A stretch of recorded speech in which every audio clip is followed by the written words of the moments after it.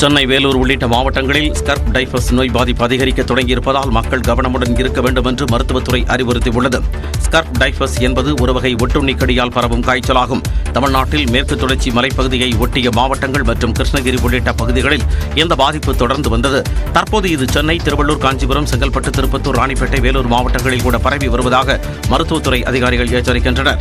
இந்த தொற்று பாதிக்கப்பட்ட நபர்களுக்கு காய்ச்சல், குளிர் நடுக்கம், உடல் சோர்வு, உடல்வலி, தலைவலி, இருமல், நெறிகட்டி கொள்ளுதல் போன்ற பாதிப்புகள் ஏற்படுகின்றன. காய்ச்சலை தொடர்ந்து கவனிக்காமல் விட்டால் நிமோனியா போன்ற பாதிப்புகளும் ஏற்பட வாய்ப்புள்ளதாக மருத்துவர்கள் கூறுகின்றனர்.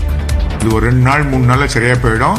சாதாரண ஃபீவர், தலைவலி, காய்ச்சல் அந்த மாதிரி தான் இருக்கும். கர்ப்பிணி பெண்களுக்கு இந்த மாதிரி இன்ஃபெக்ஷன் வரும்போது கொஞ்சம் சீரியஸ் காம்ப்ளிகேஷன்ஸ் வர்றதுக்கு வாய்ப்பு உண்டு. ஸோ அந்த மாதிரி இருக்கும்போது இந்த கர்ப்பிணிகள் ஒரு ஃபீவர் இருந்ததுன்னா உடனுக்குடன் ஹாஸ்பிட்டல் வந்து டெஸ்ட் பண்ணிக்கணும். ஒரு மனிதர்கிட்ட இருந்து இன்னொரு மனிதருக்கு பரவாது. ஒட்டுண்ணி கடிப்பது மற்றும் ஒட்டுண்ணி கடியால் பாதிக்கப்பட்ட வளர்ப்பு நாய்கள், பூனைகளால் மட்டுமே இந்த பாதிப்பு மனிதர்களை தாக்குவதால் அவற்றிலிருந்து விலகி இருந்தாலே இதுபோன்ற பாதிப்பை தவிர்க்கலாம் என மருத்துவ அதிகாரிகள் தெரிவித்துள்ளனர்.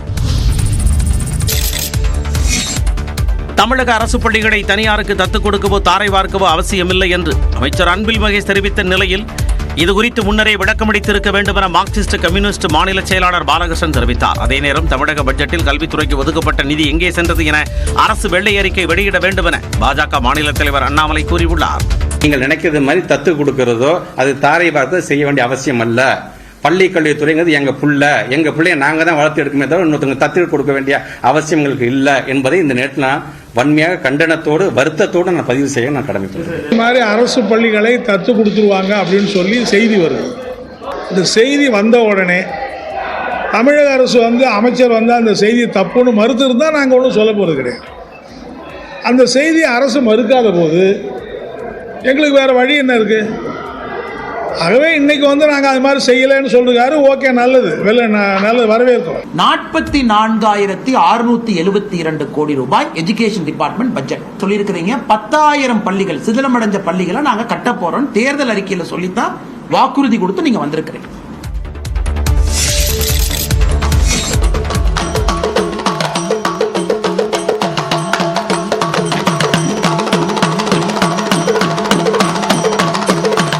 மாமல்லபுரத்தில் 7 நாட்களுக்கு பிறகு மீண்டும் இந்திய நாட்டிய திருவிழா களை கட்ட தொடங்கிய காட்சிகள்தான் இவை. மாமல்லபுரத்தில் இந்திய நாட்டிய திருவிழா கடந்த 22ஆம் தேதி அன்று கடற்கரை கோவில் வளாகத்தில் தொடங்கியது. கடந்த 28ஆம் தேதி முன்னாள் பிரதமர் மன்மோகன் சிங் உயிரிழந்ததை அடுத்து நாட்டிய திருவிழா 7 நாட்களுக்கு ரத்து செய்யப்பட்டது. அந்த வகையில் 7 நாட்கள் முடிந்த நிலையில் நேற்று மீண்டும் இந்திய நாட்டிய திருவிழா தொடங்கியது.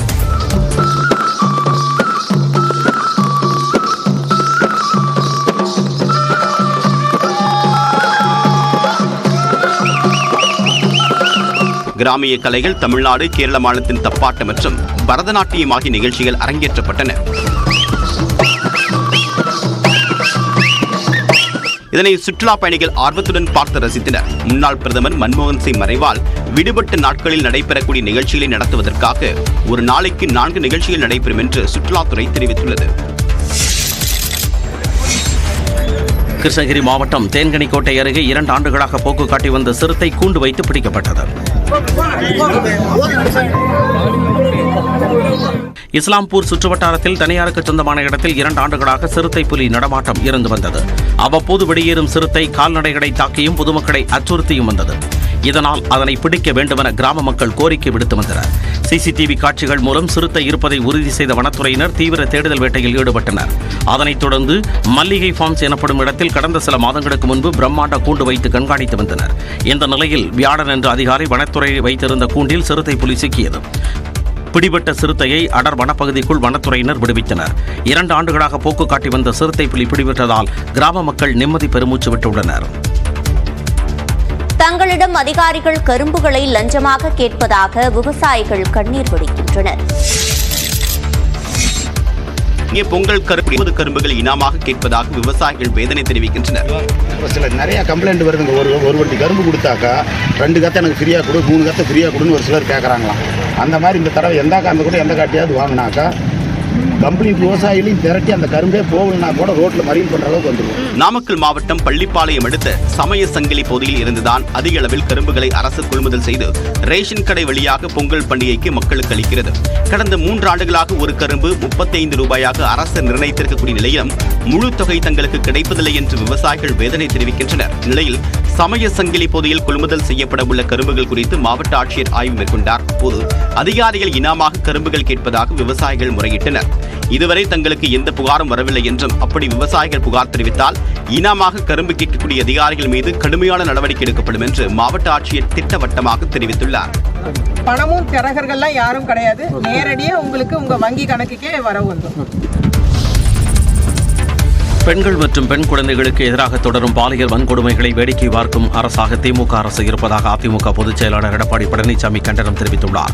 இது தொடர்பாக அவர் விடுத்துள்ள அறிக்கையில், போதைப் பொருள் கடத்தல் குற்றவாளிகள் முதல் பாலியல் வன்கொடுமையில் ஈடுபடும் குற்றவாளிகள் வரை பலரும் திமுகவை சார்ந்தவர்களாக இருப்பதும், அவர்களை காப்பாற்ற இந்த ஆட்சியாளர்கள் முயல்வதும் கொடுமையானது என குற்றம் சாட்டியுள்ளார். தமிழ்நாட்டில் குற்றச் செயல்கள் நாள்தோறும் பெருகி வருவது அனைவரையும் தலைகுனிய வைத்துள்ளதாகவும் இபிஎஸ் கூறியுள்ளார்.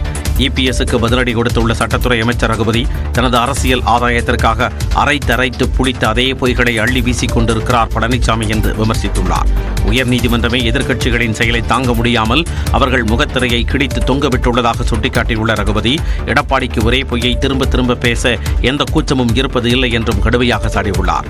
அண்ணா பல்கலைக்கழக மாணவி விவகாரத்தை வைத்து இழந்த அரசியல் செல்வாக்கை மீட்க துடிக்கும் மட்டமான அரசியலை எடப்பாடி பழனிசாமி செய்து வருவதாகவும் அமைச்சர் ரகுபதி விமர்சித்துள்ளார். பெண்கள் மற்றும் குழந்தைகளுக்கு எதிராக வீண் வதந்தி பரப்பி அச்சுறுத்த நினைக்கும் பொய்ச்சாமிகளை மக்களே புறந்தள்வார்கள் எனவும் ரகுபதி குறிப்பிட்டுள்ளார்.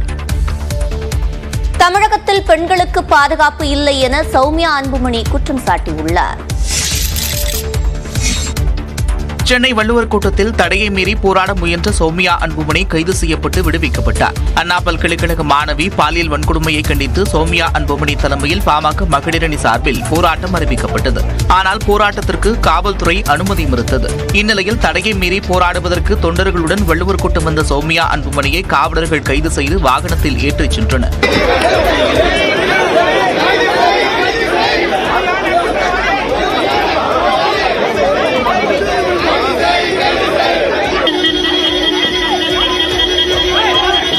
முன்னதாக பேசிய சௌமியா அன்புமணி, குற்றவாளிகளை பிடிக்கக்கூட இவ்வளவு காவலர்கள் வராத நிலையில் போராடுபவர்களை பிடிக்க ஏன் வருகிறார்கள் என்று ஆவேசமாக கேள்வி எழுப்பினார்.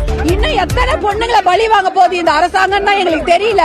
இதுக்கு கேட்க வந்தா எங்களை அரெஸ்ட் பண்ண வந்திருக்கீங்களா? நாங்க எல்லாரும் குற்றவாளிகளை அரெஸ்ட் பண்றதை விட்டுட்டு போராட்டம், இந்த பெண்களுக்காக போராட்டம் பண்ணவங்க எங்களை அரெஸ்ட் பண்ண வந்திருக்கிறாங்க. தொடர்ந்து மாலையில் விடுவிக்கப்பட்டு செய்தியாளர்களிடம் பேசிய சௌமியா அன்புமணி, தமிழகத்தில் பெண்களுக்கு பாதுகாப்பு இல்லை என்றார். வட இந்தியாவை தான் சொல்லுவாங்க, பீகார்ல அப்படி நடக்குது, ராஜஸ்தான்ல அப்படி நடக்கிறது, மேற்கு வங்காளத்துல அப்படி நடக்குதுன்னு. இன்னைக்கு பெண்களுக்கு பாதுகாப்பு இல்லாத மாநிலமாக 4வது இடத்துல இருக்குது தமிழ்நாடு. வெக்கக்கேடு. அப்புறம் என்னதான் இங்க காவல்துறையும் சட்டத்துறையும் அரசாங்கமும் செஞ்சுட்டு இருக்காங்க. முன்னதாக போராட்ட களத்தில் 2 குழந்தைகளுக்கு பகலவன் சண்முகவேல் என்று சௌமியா அன்புமணி பெயர் சூட்டினார். அண்ணா பல்கலைக்கழக விவகாரத்தை அரசியலாக்குவது ஏன் என்று கேள்வி எழுப்பிய உயர்நீதிமன்ற நீதிபதி, பாமகவின் போராட்டத்தை அனுமதிக்க முடியாது என கூறினார். அண்ணா பல்கலைக்கழகத்தில் மாணவி பாலியல் வன்கொடுமை செய்யப்பட்டதை கண்டித்து பாமக சார்பில் அறிவித்த போராட்டத்திற்கு காவல்துறை அனுமதி மறுத்தது. இதனை எதிர்த்து பாமக வழக்கறிஞர் பாலு உயர்நீதிமன்றத்தில் முறையீடு செய்தார். இவ்வழக்கை விசாரித்த நீதிபதி வேல்முருகன், பெண்கள் பாதுகாப்பில் உண்மையாக கவனம் செலுத்தாமல் அண்ணா பல்கலைக்கழக பாலியல் வன்கொடுமை வழக்கை அரசியலாக்குவது ஏன் என கேள்வி எழுப்பினார். போராட்டத்திற்கு அனுமதி வழங்க மறுத்த நீதிபதி, போராட்டம் நடத்தும் ஒவ்வொருவரும் பெண்களுக்கு பாதுகாப்பு கொடுக்கப்படும் என்று முதலில் தங்கள் மனதில் கை வைத்து கூறுங்கள் என தெரிவித்தார். இவ்விவகாரத்தை நீதிமன்றம் விசாரித்து வரும் நிலையில் காவல்துறையும் வழக்கு பதிவு செய்து நடவடிக்கை எடுத்து வருவதாக நீதிபதி குறிப்பிட்டார். விளம்பரத்திற்காக போராட்டத்தை ஏற்பாடு செய்துள்ளீர்கள் என்று குற்றம் சாட்டிய நீதிபதி, சமூகத்தில் ஆண் பெண் என்ற பாகுபாடு இருப்பது மிகவும் வெட்கப்பட வேண்டிய விஷயம் என வேதனை தெரிவித்தார். மேலும் பாமக போராட்டத்திற்கு அனுமதி வழங்க முடியாது என கூறி மனுவை நிராகரித்தார்.